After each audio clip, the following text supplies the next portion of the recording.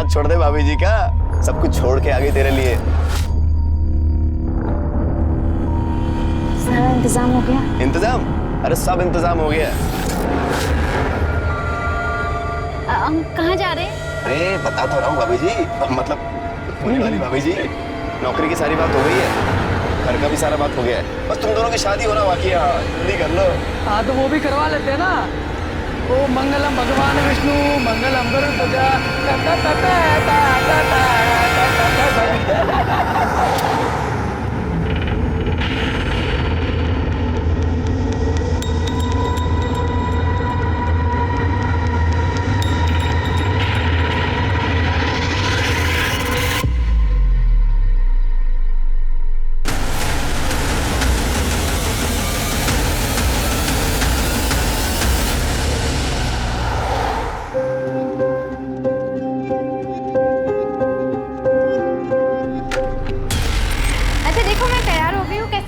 तैयार तो हम भी हैं। 3-3 दूल्हे। अब शादी छोड़ो, चलो सुहाग रात मनाते हैं।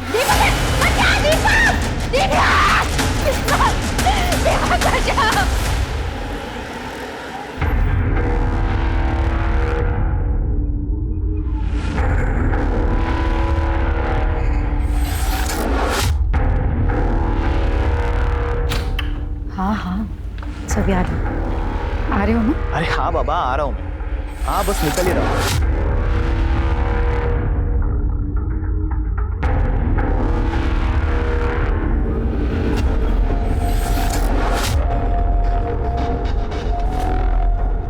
ओ हीरोइन, सारा दिन ये पंखा साफ करना है, बाकी का काम तेरा बाप करेगा क्या? नहीं बस हो ही गया।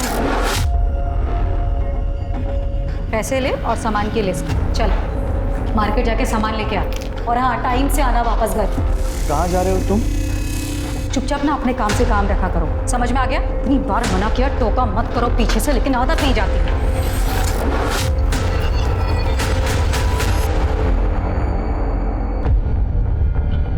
सर मेरा नाम दीपा कुलकर्णी है, मैं एक सोशल वर्कर हूँ। मुझे ये लड़की कल रात को अकेले रोड पर मिली। सर ये बहुत घबराई हुई थी, मदद मांग रही थी, और जब इसने मुझे अपने बारे में बताया तो मुझे लगा कि इसे पुलिस स्टेशन ही ले जाना चाहिए, और इसीलिए आज सुबह होते ही मैं इसे यहाँ ले आई हूँ। अच्छा किया आपने। नाम क्या बेटा तुम्हारा? सब हमारा नाम मोहिनी संथाल है। कहाँ की रहने वाली हो? झारखंड तरवा गांव से है। क्या हुआ तुम्हारे साथ? सब हमारे माँ बाप नहीं है, चाचा के घर रहते हैं। एक दिन चाचा बोले मंडी जाना है, धोखे से किसी आदमी को बेचती है। बस आप ही के पास आ रहा हूँ। ये मैडम जी कौन है? वो तो नहीं मालूम साहब। फिर एक जगह गाड़ी रोके और वो तीनों पेशाब करने के लिए उतर गए, और हमको मालूम नहीं था सब कहाँ जा रहे हैं, बस भागते रहे और शहर पहुंच गए। पर हमको बहुत डर था कि वो हमें पकड़ ना ले। रोड पे हम रोते रहे, फिर ये दीदी आई। तुम बिल्कुल फिक्र मत करो, तुम एकदम सेफ हो। सिर्फ मोहिनी को एनजीओ भेजने की तैयारी करो। तृप्ति, इसके चाचा के डिटेल्स, गांव के डिटेल्स सब ले लेना। ये दीदी के साथ जाओ।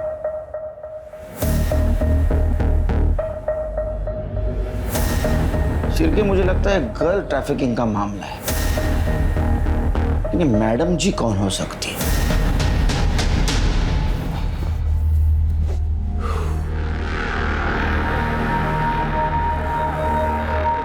यार वो लड़की आने वाली थी ना, क्या हुआ उसका? नहीं आई। कुछ प्रॉब्लम है तो किसी और को ढूंढना पड़ेगा। क्यों? क्या हुआ उसका? इतने परेशान क्यों हो रहे हैं? टेंशन मत लो, मैंने तुम्हारे लिए उससे भी अच्छी लड़की ढूंढी। अरे यार तुम समझ नहीं रही हो, मेरे माँ बाप मेरे पीछे पड़े हुए शादी के लिए, बांध देंगे मुझे किसी के भी साथ, फिर रोती रहना अकेली बैठकर। तुम टेंशन क्यों ले रहे हो? मुझे तुमसे ज्यादा उस बात की फिक्र है, और वो लोग ढूंढे उससे पहले मैं ढूंढूंगी तुम्हारे लिए। जानते हो ना कितना प्यार करती हूँ। ऐसे खो दूंगी।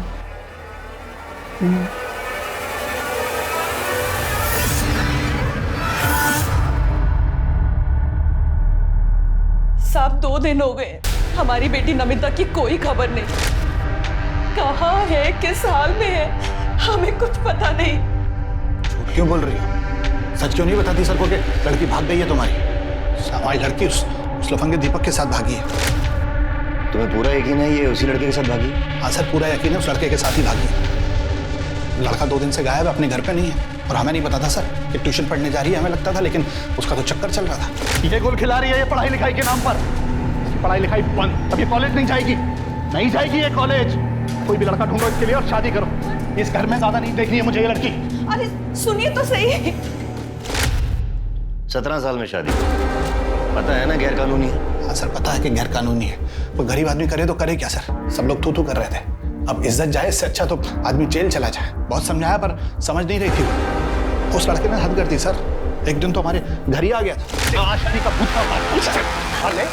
क्यों आया था? अंकल मैं नमिता से प्यार करता हूँ अंकल, उससे शादी करना चाहता हूँ अंकल। तेरी बारात में अर्थी निकालूंगा यहाँ से। पापा अगर उसे कुछ हो गया ना मैं अपनी जान दे दूंगी, आप देख लेना। साहब प्यार से बात करना तो इन्होंने कभी सीखा ही नहीं। इतनी सख्ती दिखाई कि बेटी घर से ही भाग गई। मैं उसे प्यार से समझाऊंगी, बस एक बार ढूंढ दीजिए मेरी बेटी को। देखिए आप घबराइए नहीं, आप दीपक और नमिता की डिटेल्स नोट करवा दीजिए, हम उन्हें जल्द से जल्द ढूंढेंगे। समझे?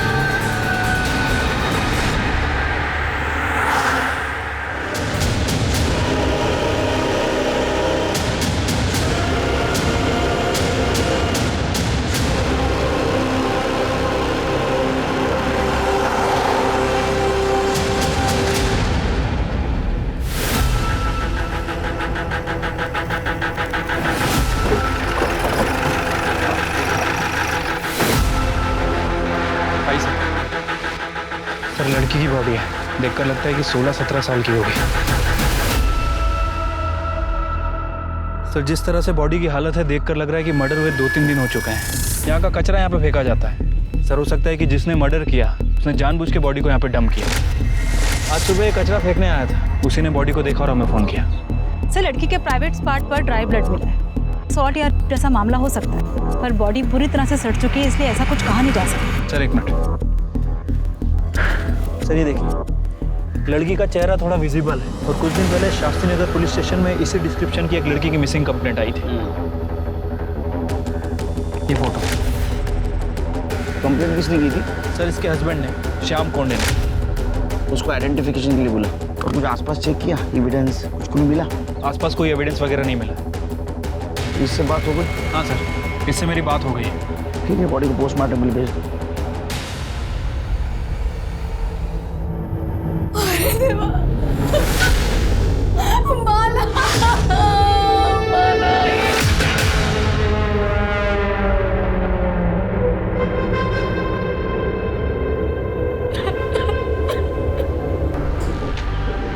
माला मटन शॉप गई थी?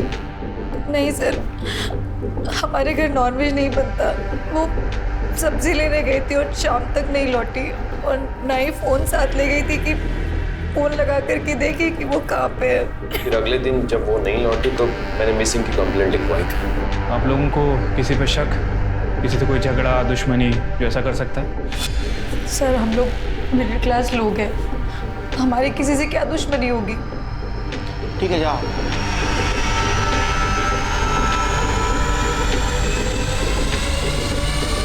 पूरा नाटक है सिर के। हाँ, ड्रामेबाज है एकदम। देखो ना, किसी ने नहीं पूछा बॉडी कब मिली। कुछ झोल लग रहा है। एक काम करो, माला की डिटेल्स निकालो और एक कोंडे फैमिली की भी डिटेल्स निकालो।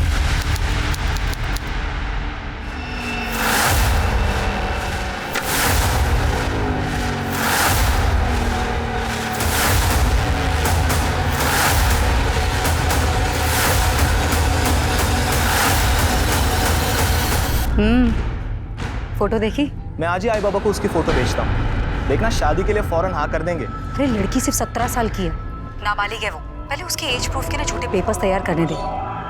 शांति रख। ठीक है सर, कोंडे फैमिली के पड़ोसियों से बात की है। सर, हैरानी की बात यह है कि पड़ोसियों तक को नहीं पता था कि माला उस घर में नौकर थी या फिर श्याम की बीवी। सर, ये कोंडे फैमिली माला के साथ बहुत बुरा व्यवहार करते थे, उसे नौकरानी की तरह ट्रीट करते थे। फिर अचानक से एक दिन उन्होंने कहा कि श्याम और माला की शादी हो गई। किसी को नहीं पता चला कि उनकी शादी कब हुई। मुझे तो पहले से झोल लग रहा था शिरकी। ये कोंडे फैमिली की डिटेल्स निकाली? हाँ सर, ये श्याम को जुए की लत, काम वाम कुछ करता नहीं था। रमाकांत के पास भी कोई काम नहीं है और ये वैशाली घर चलाने के लिए नर्स और हाउस होल्ड हेल्प का काम करती है। दूसरों के घर में नौकर प्रोवाइड करवाया करती थी। शिरकी, मुझे वैशाली के काम में भी झोल लग रहा है। पता करो, ये नर्स और नौकर प्रोवाइड करने के नाम पे कुछ काले धंधे तो नहीं करती थी? सर हमने पता किया माला का बर्थ सर्टिफिकेट नकली है। तुम एक काम करो, उड़े ऑफिस से माला के फिंगरप्रिंट और फोटो के बेसिस पे उसके आधार कार्ड के डिटेल्स निकलवाओ। हो सकता है असली डिटेल्स मिले। सर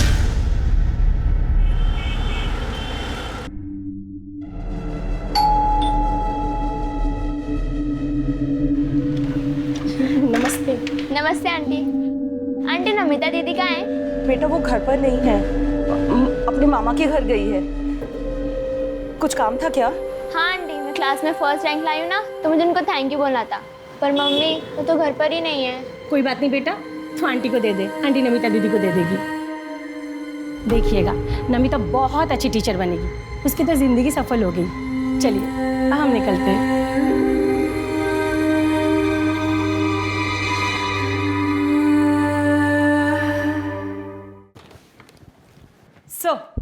सर ये माला का ओरिजिनल आधार कार्ड, जिसमें माला का नाम माला कोंडे नहीं, माला सुरभि है। और इसमें एड्रेस भंडारी के पास अंबाड़ी गांव का है। एक काम करो तृप्ति, ये माला के गांव जाओ, सूर्य फैमिली के सारे डिटेल्स निकालो, पता करो ये माला की शादी हुई थी भी या नहीं।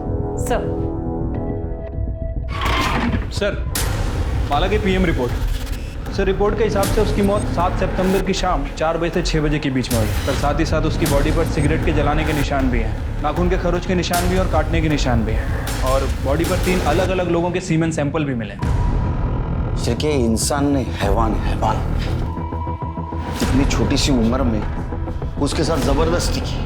कई सारे लोगों ने सिगरेट के चटके दे, काटा, उसको खरोचा, हो सकता है उसके साथ गैस किया होगा और इसकी वजह से उसका खून बहा और वो मर गया। हो सकता है सर। वैसे ये कोंडे फैमिली के बारे में जो इन्फॉर्मेशन मिली है उसे भी झुटलाया नहीं जा सकता सर, क्योंकि थकान, बॉडी को सही न्यूट्रिशन ना मिलना, कुपोषण, ये भी मौत का एक कारण है। चिरकिया, हमें इन्फॉर्मेशन नहीं, सबूत चाहिए। हमें पता करना होगा ये शाम की शादी हुई थी भी या नहीं, और ये भी पता कर दे ये कोंडे फैमिली सच बोल रही है झूठ। और एक चीज पता करनी है, ये श्याम और रमाकांत का डीएनए हमें बॉडी पे जो सीमेंट्स मिले उससे मैच होता ही नहीं। अरे देवा, देख बोला था ना मैंने, ये माला ना सिर्फ शक्ल से भोली दिखती है लेकिन है नहीं। साहब मुझे पक्का मालूम था ये माला ना बाहर जाके 10 जगह मुंह मारती है। अरे ये उसका पति है। अरे जब भी छूने जाता ना उसको तो काटने दौड़ती थी वो, बहुत लेता था ना उसकी साइड। बोलती रह गई मैं तुझे, अरे धोखा दे रही थी वो तुझे। सर मैं उससे बहुत प्यार करता था, वो जब खो गई थी तब पूरे मार्केट में उसे ढूंढने गया था। पुलिस स्टेशन में रिपोर्ट लिखवाई थी मैंने। तुम्हारी शादी हो गई थी ना, तो रजिस्ट्रेशन भी हुआ होगा, मैरिज सर्टिफिकेट है? साहब शादी 2 महीने पहले हुई थी, अब सर्टिफिकेट ये रजिस्टर करवाते तब तक तो माला ही चली गई। अच्छा, शादी की फोटो दिखा दीजिए। हाँ सब शादी तो इतनी धूमधाम से हो ही नहीं थी, बस घर वालों के सामने ही घर में हो गई थी। और उसके बाद फोटो भी खींचा था तो फोन से ही खींचा था, और इसके हाथ से फिर गलती से फोन पानी में गिर गया, चालू नहीं हो रहा था, फिर फोन फेंक दिया। बहुत प्रॉब्लम है आपकी लाइफ में, तो आपके पास कुछ प्रूफ नहीं था इसलिए तुम लोगों ने उसका बर्थ सर्टिफिकेट डुप्लीकेट बनवाया। हालांकि उसके आधार कार्ड के ऊपर उसके घर का एड्रेस भंडारा का था। क्या आधार कार्ड? उसके पास आधार कार्ड भी था, लेकिन हम लोगों को तो खाली बर्थ सर्टिफिकेट मालूम है, और वो तो अनाथ है ये पता था। पर वो अनाथ भी हो गई? कहाँ मिली आपको? वो ऑफिस आई थी मेरे।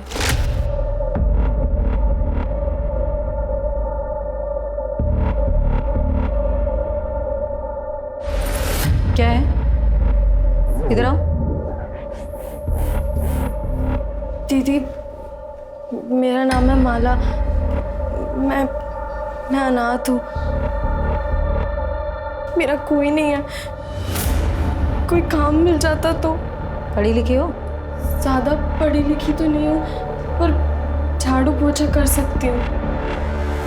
ठीक है, आईडी में कुछ आधार कार्ड वगैरह कुछ है? फिर मैं देखती हूँ। दीदी, आधार कार्ड तो नहीं है, पर हाँ जन्म प्रमाण पत्र है। ठीक है, मैं देख लेती हूँ, कुछ होता है तो मैं बताऊँ।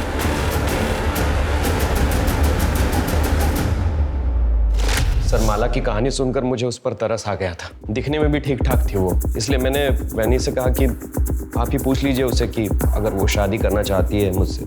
साहब, उसने भी मना नहीं किया, हाँ बोल दिया, तो मैंने शादी करवा दी। सच बोल रही है? हाँ, ये सच बोल रहे हैं? हाँ, ऐसे ही हुआ था। चिरके, ये शाम की डीएनए टेस्ट करवा। रमाकांत का भी। मेरा क्यों? मैंने क्या किया? किसी ने कुछ किया? नहीं, मतलब मेरा मतलब है माला तो मेरी बेटी जैसी थी, बहू थी। डर क्यों रहे हो? हाँ, चिरके, इन दोनों का डीएनए टेस्ट करवा। चिरके, ये कोंडे फैमिली का झोल है। वो रमाकांत देखा कितना डरा हुआ था। मुझे लगता है माला से जबरदस्ती प्रोस्टिट्यूशन करवाते थे। हो सकता है सर, लेकिन अगर 1% भी चांस हुआ कि माला एक काम जानबूझ के करती थी पैसे कमाने के लिए, तो सर?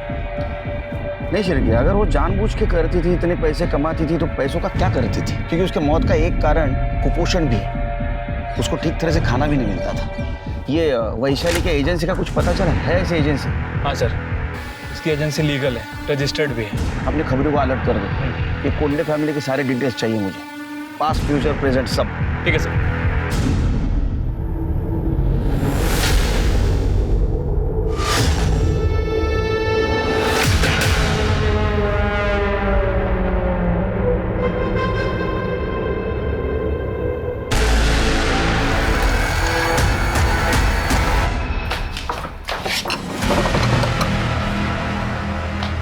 मना किया था ना, बोला था ना दूर रहने के लिए। अरे पर क्यों?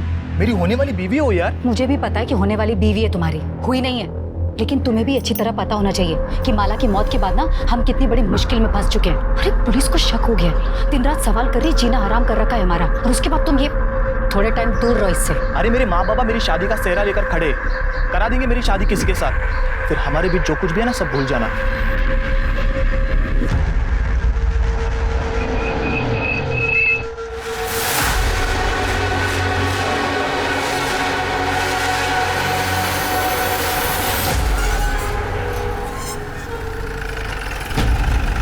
अच्छा सुनो, मैं राम बाबू के यहाँ पे आता हूँ, हैं? ठीक है? आप माला सुरवे के माता पिता सविता सुरवे और हीरानंद सुरवे हैं? नहीं, हम लोग राउत हैं। सुरवे तो वो थे जिनसे 4 महीने पहले हमने घर खरीदा था। तो वो लोग अब कहाँ हैं? पता नहीं। मैडम, सुरवे लोग तो ये गांव छोड़ के कब के चले गए?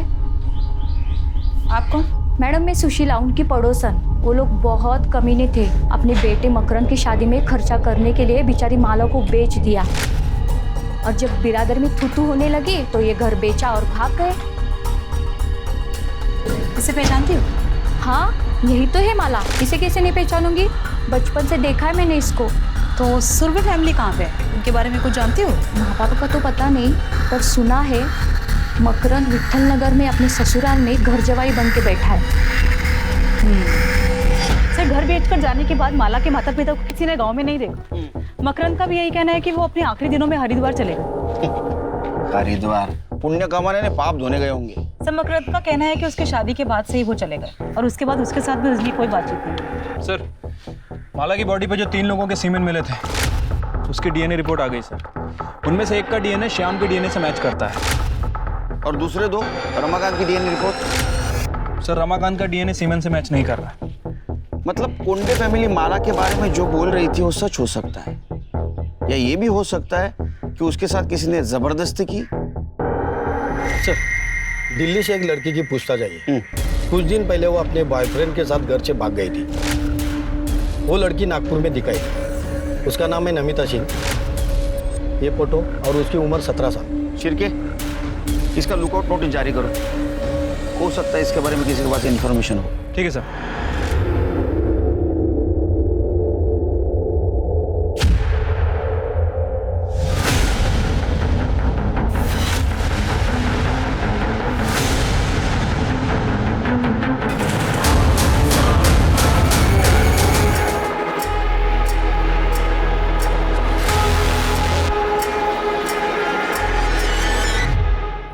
तू चाकू देख के डर के भागा और टेम्पो से टकरा है ना?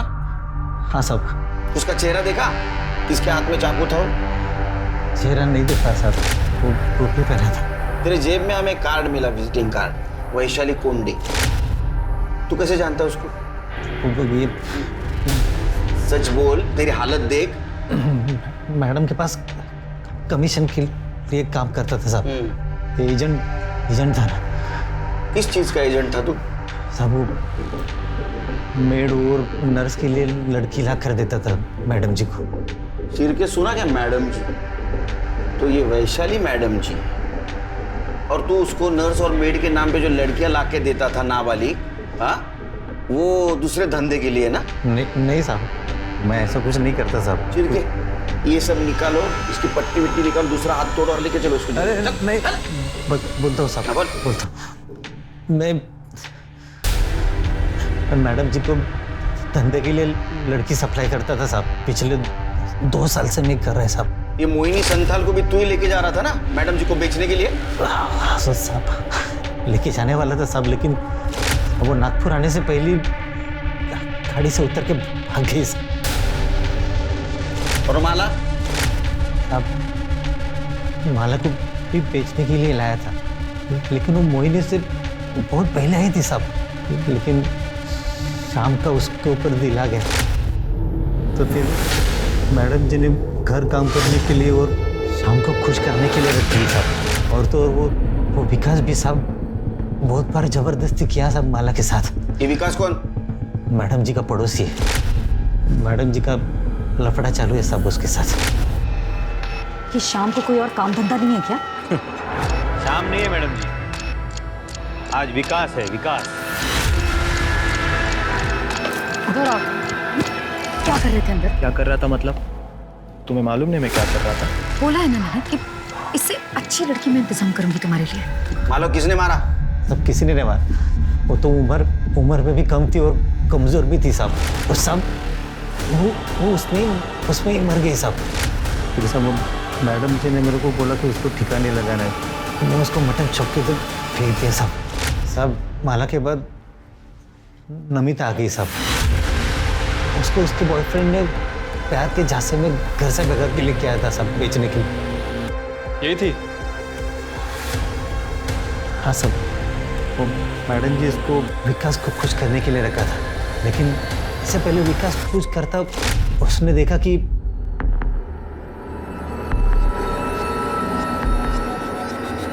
तू अंदर क्या कर रहा था?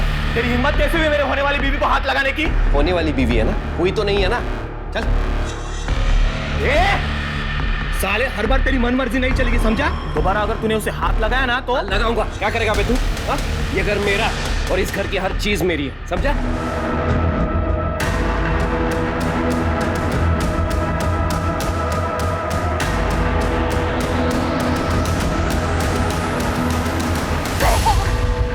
भैया प्लीज बचा लो भैया।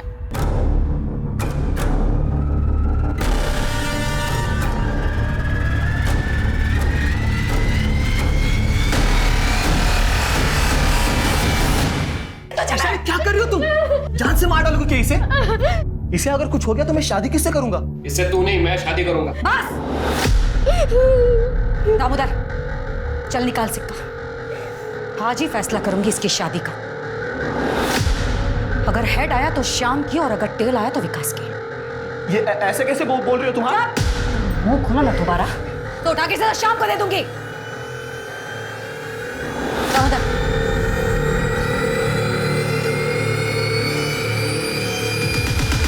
मैं जीत गया। हेड आया तो मैं क्या करूं इसमें? मुझे क्यों देख रहे हो ऐसे? ठीक है ना, कोई बात नहीं, मैं ना दूसरी कोई लड़की मैं अरेंज कर। चुप कर! ये मेरी है, ये मेरी ही रहेगी। इस साले की मैं कभी नहीं होने दूंगा। चल। तुम लड़कियों को समझते क्या हो? हाँ? चल के जल्दी चलो, इससे पहले कि विकास नमिता को नुकसान पहुंचाए हम वहां पहुंचेंगे। सर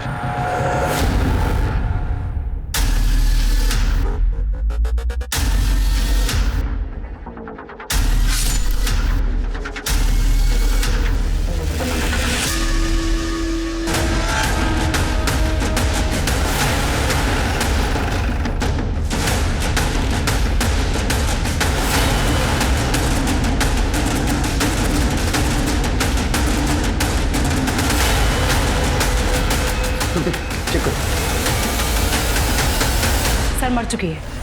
किसने मारा? तेरे हाथ में चाकू था। हाँ? इन सबके नौटंकी में ये शाम को मिली थी, इसलिए तूने मारा है उसको? सर नहीं सर, मेरे हाथ में चाकू था सर, मैं मारने आया था सर इसको, लेकिन पहले से मरी पड़ी थी सर। मैं सच कह रहा हूँ सर। तूने मारा? चले पहले तू मजा ले चुका था उसके साथ, तेरे को डर था ये वैशाली इसको विकास को दे देगी, इसलिए तूने मारा ना? नहीं नहीं सर, वही नहीं, ऐसा नहीं कर सकती सर। सर ये शाम सही कह रहे, लड़की है, कोई खिलौना थोड़ी। मैडम जी तेरा खेल खत्म हो गया, समझा? सर ये देखिए टूटा हुआ नाखून मिला है। चेक कर। इसका मतलब तुम दोनों के अलावा इस रूम में तीसरी औरत थी। कौन थी? सच्ची कह रही हूँ, मुझे नहीं पता सर। हमने किसी औरत को नहीं देखा सर। चिरके बॉडी को पोस्टमार्टम के लिए भेज दो, और ये नाखून डीएनए एनालिसिस को भेज दो, और इसके साथ मैच करवा के दो। उनको जेल में लेके जाओ, ऐसा मारो ना बिना हेड टेल किए, सब सच बोलेंगे। चल लेके जाएंगे। मैंने मर्डर नहीं किया, सच कह रही हूँ मैं। लोगों के घर नर्स और मेड भेज भेज कर उतने पैसे नहीं कमाती थी जिससे घर चले, और ऊपर से क्लाइंट और लड़कियों का पुलिस वेरिफिकेशन का झंझट अलग, और इसमें लड़कियों को बेचती थी तो लाखों रुपए मिलते थे। सर मेरी मजबूरी थी ये करना, क्योंकि मुझे मालूम था कि मेरा पति रमाकांत एक नंबर का निकम्मा है और घर मुझको ही चलाना। नौकरी चले जाने के बाद जो बची कुछ हिम्मत थी वो भी चली गई। विकास और उसके बारे में मुझे पहले से ही पता था, लेकिन मैं कुछ बोल नहीं सकता था। क्या बोलता सर मैं? और औरत अगर सामने से आएगी तो कौन छोड़ता है? पर सर वो मुझसे उम्र में बड़ी थी, इसलिए घर वालों और सोसाइटी को दिखाने के लिए अपनी उम्र की लड़की से शादी करना मेरी मजबूरी थी। इसलिए वैशाली नमिता को मेरे लिए ढूंढ लाई थी। लेकिन जब मैंने पहली बार नमिता को देखा तो मेरा उस पर दिल आ गया सर, लेकिन उस साले शाम ने सब गड़बड़ कर दी। सर विकास को पता था कि माला मेरी है, फिर वो उससे मजे ले रहा था, और जब मैंने नमिता को हाथ लगाया तो मारने मरने पर उतर आया। वो कह रहा था कि वो मेरी होने वाली बीवी है, शादी करूंगा मैं उससे, जैसे कि उसको पता ही नहीं था कि शादी का सिर्फ नाम है। वो शरीफ बनने की कोशिश करता रहते, हमको सब पता है। उन जानवरों में से तू भी एक था ना? नहीं नहीं नहीं नहीं नहीं सर, सच में मैंने कुछ नहीं किया। मैं कसम खाकर कह रहा हूँ, मैंने कुछ नहीं किया। वैशाली तो जिन लड़कियों को लेकर आती थी उन लड़कियों पर मुझे तरस आता था। शुरू शुरू में थोड़ा बुरा लगता था, लेकिन इतना पैसा कमाने लग गई कि हर लड़की देखकर मुझे वो खरीदने और बेचने का सामान ही नजर आती थी। नमिता को किसने बेचा? उसके बॉयफ्रेंड दीपक ने? मुझे नहीं मालूम किसने बेचा, लेकिन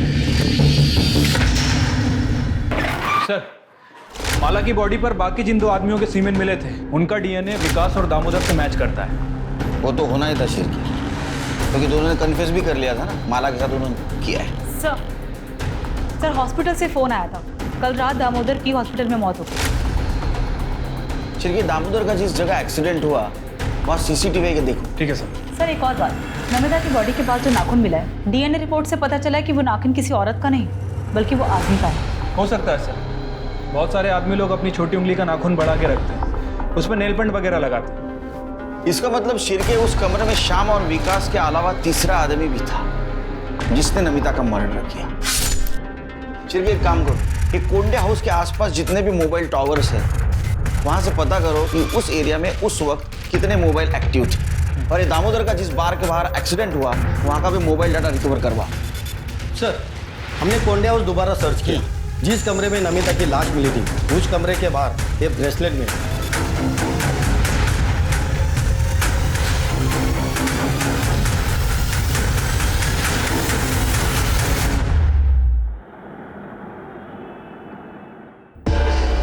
सर मैं सच बोल रहा हूँ, मेरा ब्रेसलेट खो गया था। तू रहता कहाँ है? मैं दिल्ली रहता हूँ सर। दिल्ली में रहता? तेरा ब्रेसलेट नागपुर में मिलता है, तो चोर ने यहाँ चोरी किया और नागपुर में फेंक दिया, वो भी उसी जगह जहाँ नमिता का मर्डर हुआ, रूम के बाहर।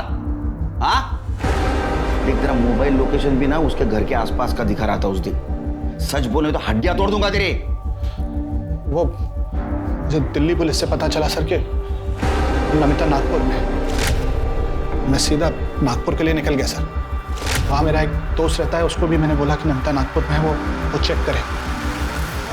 12 तारीख की शाम को मेरे उस दोस्त को नमिता दिखाई दी तो उसने मुझे इन्फॉर्म किया। मैं छुपते छुपाते जब वहां पहुंचा सर तो मैंने देखा कि नमिता नमिता क्या हुआ तुझे? नमिता किसने किया ये सब? पुलिस की गाड़ी आई तो मुझे वहां से भागना पड़ा सर। मैं डर गया था। मुझे लगा अगर पुलिस मुझे नमिता के पास देखेगी तो मुझ पर ही शक करेगी। शक नहीं, हमें यकीन है, सिर्फ साबित करना बाकी है। जहाँ मर्डर हुआ वहां एक नाखून मिला। तू भाग रहा था ना, उसी वक्त तेरा नाखून टूट के वहां गिरा था। चिर के इसको नागपुर ले चलो। मर्डर स्पॉट पे जो नाखून मिला था ना, उसे इसका डीएनए मैच करवा। अगर वो मैच हो गया ना बेटा तो तेरी तो विकेट गई। हाँ? सर जिस बार के बाहर दामोदर पर हमला हुआ, हमने वहाँ का डम डाटा चेक किया। 3 नंबर मिले, एक दामोदर का, दूसरा गाड़ी वाले का और तीसरा दिल्ली का। और यही नंबर मर्डर के वक्त नमिता के घर के पास भी एक्टिव था। किसका नंबर? सर शेर के दिल्ली पुलिस को इन्फॉर्म करो, इसको अरेस्ट करें।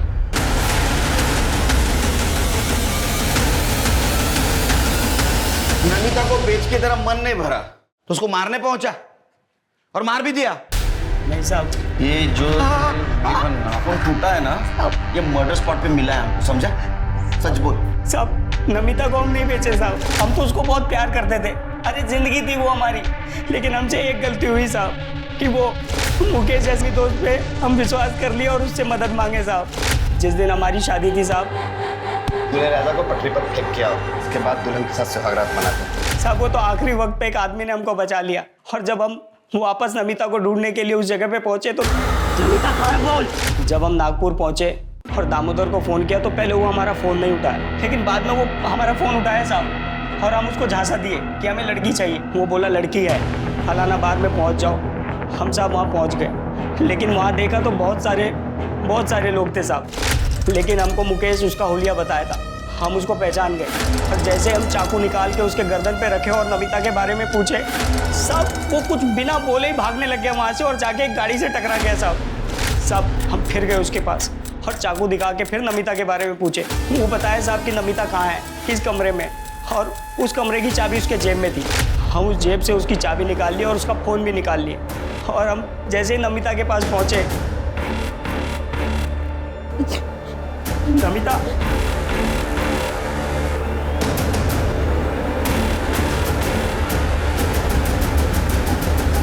तुम क्या लेने आए हो अब यहाँ?